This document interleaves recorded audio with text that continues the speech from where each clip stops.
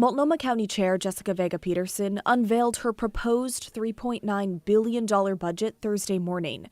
And within hours, county leaders were already sparring over the proposed cuts in overlapping news conferences. And my goal is to leave us in the best position as possible to continue to support our community.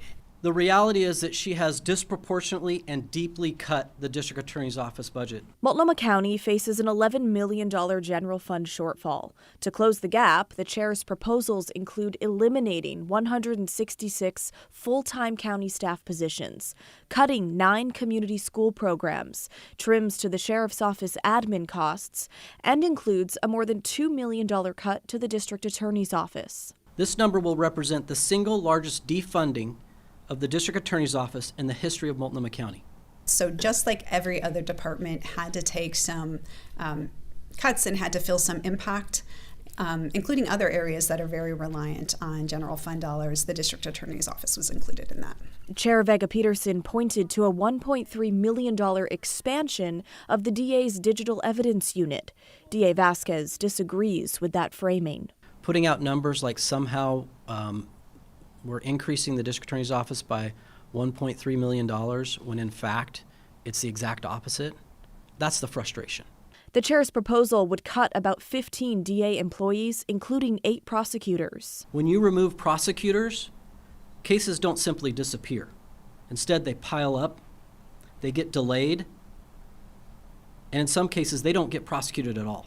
Multnomah County also faces a $67 million gap in its homeless services department, largely due to the end of one-time funds. The chair now calling for 605 adult shelter units to close and cuts to family shelter vouchers. And so looked at the parts of the system that we had invested in but really didn't have ongoing dollars to continue to sustain, and shelter beds were that area. Shelter staff filled the county boardroom in protest.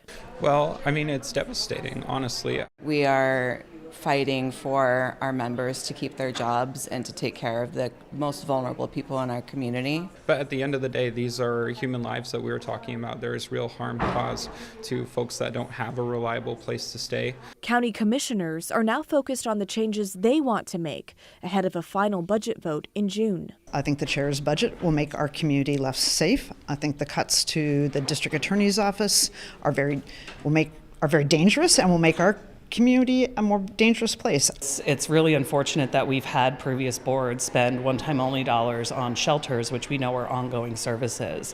And so really what I'll be looking for is how do we have a right-sized system? I want to make sure that we are preserving frontline services, sometimes at the cost of administrative efficiency, because we are at a crisis. Okay, while we just focused on the chair's proposed cuts and the potential impacts of those, there is much more in the nearly $4 billion budget. The chair is also proposing putting $10 million in one-time funding to get people from shelters into homes, another $3 million towards eviction prevention, and $9 million for downtown Portland's Behavioral Health Resource Center, while also preserving work at the County Deflection Center and the future 24/7 Sobering Center. But you may be asking, what is driving this year's budget shortfall?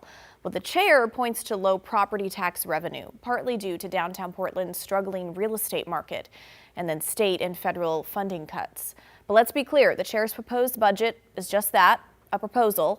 None of this is final. Today just marked the first step in several weeks of deliberations between the County Board of Commissioners and then the community. There are 3 upcoming hearings for public input, by the way. The first is at the end of this month, and details are over on kgw.com. The county commissioners will vote on a finalized budget in June. But now we want to hear from you. What do you think about the chair's proposed budget? What services would you like to see the county save or cut? Let us know. Email the story at kgw.com or call and leave us a voicemail, 503-226-5090.